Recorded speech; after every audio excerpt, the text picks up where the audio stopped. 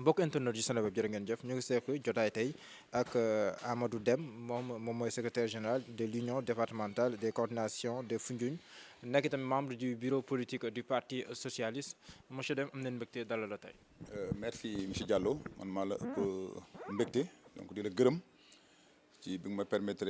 donc ma wax ci yëngu-yëngu yi nga xam ne moo waral coow la ci parti bi donc di ma permettre d'abord donc à l'entame de mon propos ma ñaanal ki nga xam ne moo doon suñu kilifa mu làqu muy Ousmane Tanor Dieng ñaan yàlla xaari ko aljana yàlla ati ko ci yërmandeem yàlla bal ko ay bakkaram li tax ma njëkkee ko parce que xam naa ne fa mu tëdd tey donc xam naa ne que li tubaab naan il se retourne dans sa tombe donc war na am lu ko naqari donc ci héritage bi nga xam ne moom la bàyyee socialiste yi nga xam ne donc ñoo ko wuutu ci bopp parti bi tey. wax nga ko coow li biir parti socialiste mais ñaar ñu si dégg fu mu toll nii muy ki nga xam te ni moom moo ko jiite jamono ji di Aminata Mbengue Ndiaye ak kenn ku nekk kilifa tam si biir parti bi nekk jëwriñ tam si gouvernement bi di Serigne Mbaye Thiam. Serigne Mbaye Thiam mën na wax na sax moom moo njëkk a wane ne dafa bëgg a jiite parti socialiste si période bi am lu ko soxna Aminata Mbengue Ndiaye tontu mais concrètement nan nga ñu expliquer la position de Serigne Mbaye Thiam jamono ji par rapport à ce qui se passe au parti socialiste. waaw li ma bëgg d'abord préciser mooy que donc mun naa jàpp ne que amul dualité entre Serigne Mbaye Thiam et Aminata Mbengue Ndiaye. Aminata Mbengue Ndiaye yàlla def na mooy secrétaire général du parti cër bi ñu joxoon Tanor lañ ko jox. yéene bi ñu amoon ci Tanor moom lañ am ci moom et puis nous lui témoignons toute notre sympathie et toute notre solidarité li ci nekk mooy que le camarade Serigne Mbaye Thiam a été invité ci benn émission prétexte émission bi doon la vie du parti mais plutôt programme décennal donc mbirum inondation yi nga xam ne moom yàlla def na moom mooy ministre bi nga xam ne moo ko yore ci biir émission bi journaliste bi évidemment donc posé ko question ci mbirum doxalinu parti bi. Je parle pas de camarade bu mel ni moom responsable bu mel ni moom mais chaque militant du parti am na droit en tout cas sañ-sañ bu la parti bi jox la nga am jàngat ci ni sa parti di donc di doxee ni muy dundee ci foofu la sëriñ wax ni que jàpp na ne que donc intérim bi madame Aminata Mbengue Ndiaye nekk war nañ ko dakkal waaw parce que intérim donc dafa war a am durée dans le temps mënu nekk lu éternel. Position que nous partageons avec lui que beaucoup de camarades du parti également ku ko wax ak ku ko waxul partage avec lui journaliste bi nekk également ci ambition ne ko camarades yu bëri ci Sénégal ak ci bitim réew donc ñu ngi koy féddali seen kóllëre di ko manifester yaakaar gu ñu am ci moom pour mu jiite parti bi mu leeral ni amul benn poste bu ko tere nelaw waaye nag amul benn poste aussi bu jommal boppam et que buñ ci tolloo bu ko camarades yi demander évidemment dina accepter jiite parti bi camarades yooyu mu wax man ci laa bokk te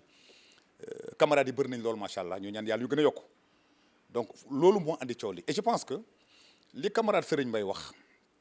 mérité wul dans un parti démocratique te boo xam ne donc dafa am liberté d'expression mérité wul tontu yi ñu ko tontu bu fekkoon ne am na lu ñu doon naatable ci réaction de certains camarades notamment Mambounama Sall député responsable des jeunes socialistes. muy Gorgui Ciss qui a été inélégant muy le camarade Cheikh Seck y a des choses yoo xam ne dama am sax kersa moo koy seetaan muy le camarade Birima ci seen kër gi la ko waxee. Birima nee na Serigne Mbaye Thiam amul sax 10% tekkiwu ko si parti socialiste. waaw non xam nga nit ku amul 10% ci parti bu exprimer ambition da nga koy tontu par le mépris mais li Birima wax bu doon loolu la gëm te loolu moo am. Je pense que coow li waxi Serigne Mbaye bi am yëpp du ko am parce que man quelqu'un qui n'a pas 10% dans un parti politique bu exprimer des ambitions je réponds par le mépris mais Serigne Mbaye est l'objet d'attaques vraiment virulentes donc de la part de caciques du statu quo am na ñoo xam ne ni parti bi doxee gêné wu leen man en tant que camarade je suis un homme libre ni parti bi doxee dama ci am kersa nous sommes tous héritiers de Tanor je me considère comme un gardien du temple. te li ma jàpp mooy balaa nga naan naam ne fa mais ni parti bi doxee buñ ko soppiwul di nga gestu parti socialiste coquille vide lay doon am na ñoo xam nag loolu moo leen arrangé raison yi ñoom ñoo ko xam waaw mais je pense que waxu Birima dëgg yàlla du wax ju may duree sama doom parce que débat bi dañ ko déplacé foo xam ne nekk fa y a aucune dualité entre Serigne Mbaye Aminata encore moins donc Serigne Mbaye bëggul Macky Sall noonu Macky Sall je pense que nit koo liggéeyal 2012 ba léegi Macky Sall est le Sénégalais le mieux renseigné bu fekkee nekk doye dina ba nekk koo xam ne noonam la ci nguur am na yaakaar ne kooku ça pose problème mais li ma jàpp mooy ñaar moo am Macky la Sénégalais fal moom moo fal premier ministre mooy former gouvernement ça c'est le texte mais dafa am esprit texte Macky mooy former gouvernement ñaaree am Serigne Mbaye da koy doy ci li muy liggéey mu bàyyi ko ci nguur gi doyu ko mu jël ko jox place am keneen sous ce rapport là il faut que mu leer que Serigne Mbaye ne se fait pas de fixation ci poste ministre ñun aussi suñu compagnonnage ak Serigne Mbaye Thiam duñ ko assimiler ak son statut c'est pas parce que dañ ko jàppale parce que Serigne Mbaye ministre la non même si Serigne Mbaye n'est pas ministre nous sommes prêts à nous battre avec lui parce que liñ koy wutal muy jiite parti bi am na yaakaar ne c'est le meilleur profil c'est pas lié donc à des fonctions de ministre donc ou des fonctions de chômeur li ñu jàpp mooy ci parti bi am na légitimité donc am na compétence am na charisme am na profil am na yar am na teggin am na fulla am na fayda pour proposer aux Sénégalais une autre alternative un autre visage beaucoup plus reluisant du parti socialiste. am na ñuy naan tamit mbirum base politique ni nga koy waxee seen jargon yéen woy politique yi moom amul base politique amul fenn foo xam ne nii moom boo demee si askan bi jox nañ ko bopp si lu bëree bëri ndax loolu tamit du bokk si ay handicap. waaw xam nga maa ngi lire sànq ci benn journal bi may ñëw ñu nekk base de Serigne Mbaye dañ ko tourner le dos démb am na waxtaan bu am kër Cheikh Wilane responsable de la coordination de Nioro fukki section ak juróom-ñaar ñoo ne ci coordination bi fukk ak ñeent yi def nañ motion de soutien au camarade Serigne Mbaye Thiam li ci nekk nag mooy là je salue mon camarade Nicolas Ndiaye de Nguéniène il disait souvent au camarade la LD ñu ko doon reproché ne amoo base mu ne leen képp ku ñëwoon ci yéen song Ousmane Tanor Dieng ak Nguéniène évidemment pour nga am base day jafe Serigne Mbaye Thiam aussi a eu la malchance wala la chance partager sa base politique avec Moustapha Niasse mais parti bi doo gis benn texte bu ñu la nekk pour nga jiite parti bi base ngay am non il faut également nit ñi xam ne que la base de Serigne Mbaye Thiam aujourd'hui parce que li ñu ko buggal mooy une dimension nationale une dimension internationale sa base doit être la somme des bases des hommes comme moi et d'autres qui l'accompagnent il faut que mu leer ci bopp nit ñi que ne Serigne Mbaye am na base déjà ñi koy wax donc c'est parce que mënu nekk responsable union départementale nga ne amul base c'est Serigne Mbaye responsable d'union départementale comme man mi jiite union départementale aujourd'hui à Foundiougne il est responsable de l'union départementale de Nioro nga ne amul base Serigne Mbaye mënul am taxawaay bi mu am ci parti bi am posture bi mu am ci parti bi di secrétaire national chargé des élections depuis 2007 nga ne amul base politique kooku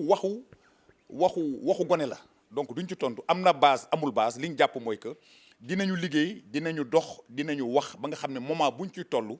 baat bi buñ koy delloo le militant ak responsable yu ci ëpp porter leur choix sur sa personne parce que li ñu gëm mooy pour le parti pour l'avenir du parti socialiste Serigne Mbaye est le meilleur profil. kii jiite parti bi fu mu toll nii jàpp na ne waxtu boobu jotagul yéen la moo si seen position ak tamit ndax lii narul indi tamit beneen pëccëxoo biir PS gannaaw bi fi ñu jamono ñoom Khalifa Sall génne mu am mën nar amaat beneen épisode mi épisode Serigne Mbaye Thiam ak Aminata Mbengue Ndiaye. non li ma jàpp mooy waru ko andi parce que un militant am na droit exprimer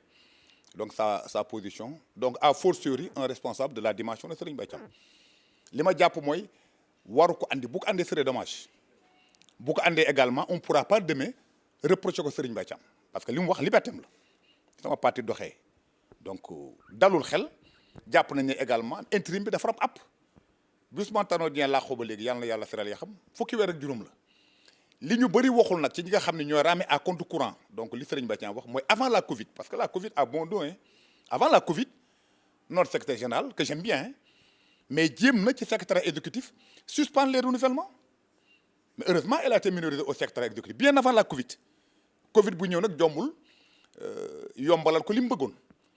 mais Covid mënatul nekk lay il faut qu'on apprenne à vivre avec la Covid mënut bloquer un processus des renouvellements on ne demande pas autre chose bu ñu bloquer processus bi nañu encourager le processus 75% des coordinations bu ñu renouveler mais sëñ bi ñu dem congrès ki militants yi wóolu fal ko nous ne demandons ni plus ni moins que cela. léegi ma bàyyi la nga tàggatoo bu nekkee am na loo bëgg a tëjee. waaw di la gërëm bi ma permettre ma joxe sama xalaat ci li nga xam ne moo xew ci jamono